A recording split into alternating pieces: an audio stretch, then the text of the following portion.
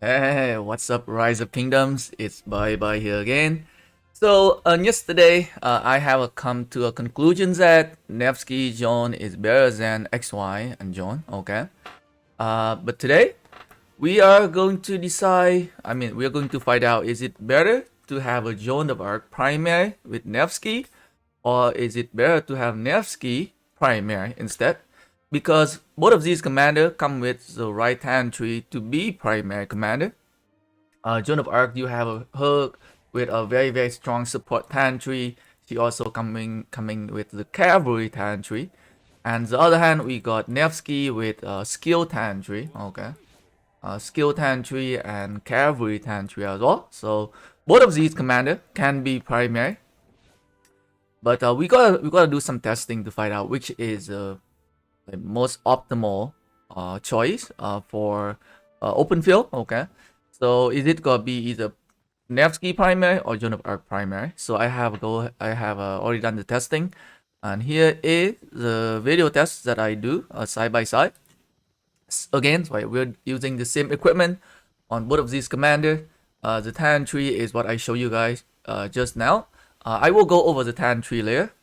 So as you can see right here, yeah, that on the left hand side we got Nevsky and Joan of Arc, and on the right hand side we got Joan of Arc Prime and Nevsky.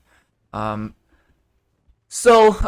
think in terms of like skill damage, I do believe that Nevsky and Joan doing a slightly more skill damage because of the skill hand tree. The skill hand tree does coming in with that like some of the actual skill damage increase boosts. I can go over them later as well. Um, the support tree is a little bit more tanky because it comes with more skill damage reduction. So it might be able to handle a little bit better in terms of swarming and open field, murder ball, because you got be taking in a lot of skill damage. So we'll see here. So far, I think on the left hand side, Nevsky and Joan is slightly better, right?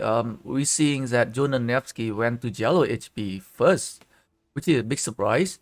It could be that Nevsky and Joan was able to kill the enemy faster, so that they take less damage as well. So that could be another reason.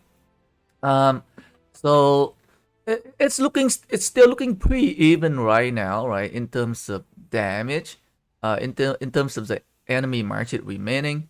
But I do notice that in terms of skill damage, I think Nevsky and Joan doing slightly more in terms of skill damage, and in terms of normal damage, I think in terms of normal damage, I think Joan and Nevsky take slightly less normal damage. From what I'm seeing here. Um, I think same go for skill damage taken as well. I think Joan Nevsky taking slightly less skill damage. Um, we'll see. Wait, who will perform better? So right now, I think all of the three marches from the enemy are still yellow HP. Okay. I mean, not like a huge difference in terms of like in terms of performance, right? You can't really tell. As of right now, you can't really tell which one is perform better because it looked pretty even for me still. We have two market on the left side are red HP. We have one market on the right hand side, which is Joan Nevsky is red HP right now. So Nevsky and Joan of Arc Prime is performed slightly better as of right now. So in this scenario, right, because Nevsky and Joan is fighting solo, right? So you won't be able to take that. You won't be able to take advantage of Nevsky defense down debuff, okay? But in a like a real fighting situation where you bringing in more than 2 or 3 marches, you will be able to swarm down the enemy, and you will be able to take in that a defense down from Nevsky. Okay, so that is something to keep in mind as well. And even without that defense down debuff, right? Because like if Nevsky can activate his defense down debuff, I think with Joan as secondary, she can take advantage of that skill more often. Even on the other hand, if Nevsky is secondary, Joan of Arc can still take advantage of that defense down debuff because she can still casting her skill again because for the second time after Nevsky casting his active skill, but it's not gonna be as good as Joan secondary with Nevsky, right? Um, with Joan as primary with Nevsky, you can only take advantage of Nevsky's skill 50% of the time. Let's say that. Because the first time when you casting your Joan of Arc skill, you probably wouldn't be able to take advantage of Nevsky defense down, you know. But in like a murder ball fight situation, a lot of March is going to get defense down anyway. So we might not have to worry too much about it. But I do see that Nevsky and Joan. With Nevsky primary, I think Nevsky primary is performing slightly better, right? Kill a little bit faster here, kill faster and perform slightly better. Right? Looking from that side by side comparison. But let's go ahead and I'll tell you guys something about the talent tree and why the skill talent tree is working slightly better for Joan of Arc Prime and Nevsky, right? With Nevsky primary, we do have the Rejuvenate that gave 60 rage every time you casting the active skill. Okay. So which is slightly less than the support talent tree, right? From Joan of Arc Prime. Okay. Joan of Arc Prime also come with that Rejuvenate, but it gave 150 rage every time you cast your active skill, right? Slight, I think double more. But if you maxing out, if you maxed out the Pharaoh nature, right? If you maxed out the Pharaoh nature, you also have a 10% chance to get that additional 100 rage. And let's say you can get it once every 10 seconds, okay? Because of the 10% chance. So it kind of make up for that lack of like missing rage. And Joan of Arc Prime also coming in with the support, also giving additional rage as well, which is very nice.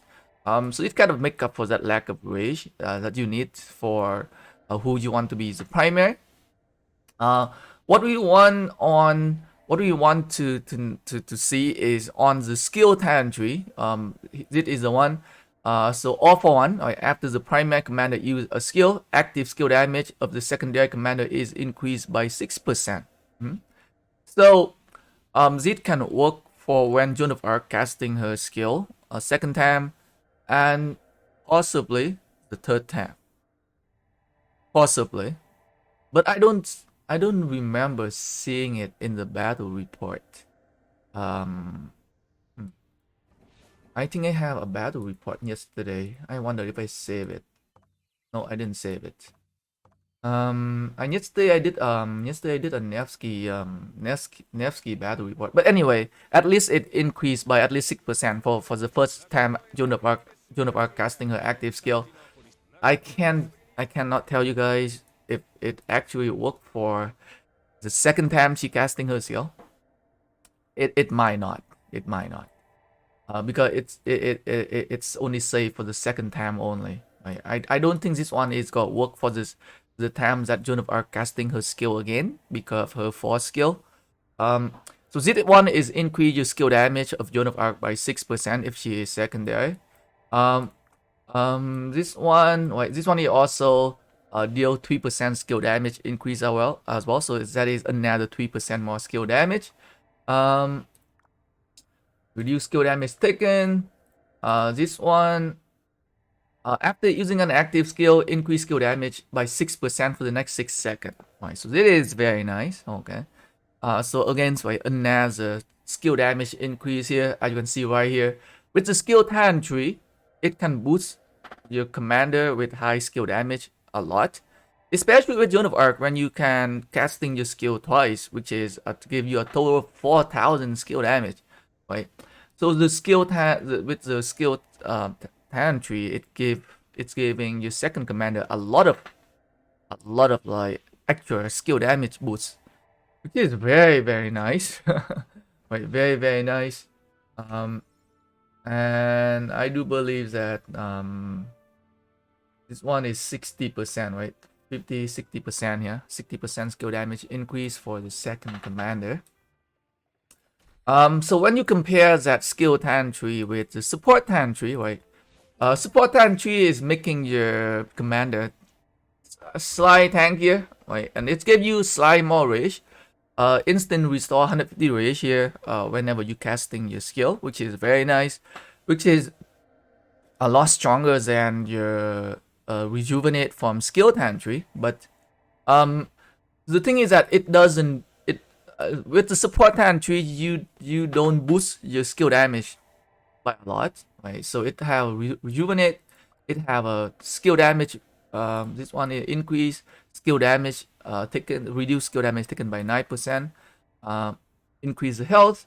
It also have a skill damage reduction here on the motherboard, but it doesn't come with any kind of like skill damage boost, which is kind of like not ideal for when you running like two very high skill damage commander. Okay, so that is the downside for the support talent tree.